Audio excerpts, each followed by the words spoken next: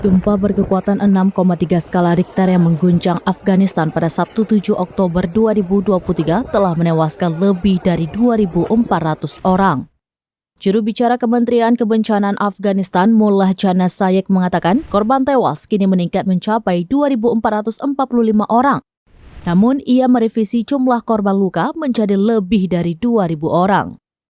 Sebelumnya dia menyebutkan 9.240 orang terluka. Jumlah korban tewas melonjak dari 500 yang dilaporkan sebelumnya pada Minggu 8 Oktober 2023 oleh Bulan Sabit Merah.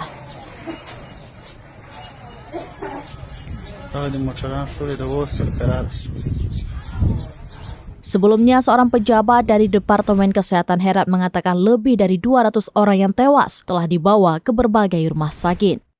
Menurut Organisasi Kesehatan Dunia atau WHO, terdapat total 202 fasilitas kesehatan umum di Provinsi Herat, salah satunya adalah rumah sakit regional besar yang menampung 500 korban jiwa.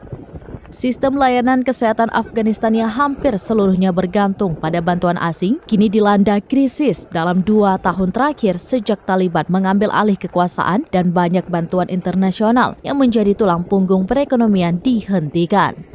Para diplomat dan pejabat menyatakan kekhawatirannya atas pembatasan Taliban terhadap perempuan dan krisis kemanusiaan global yang membuat para donatur menarik kembali bantuan keuangan.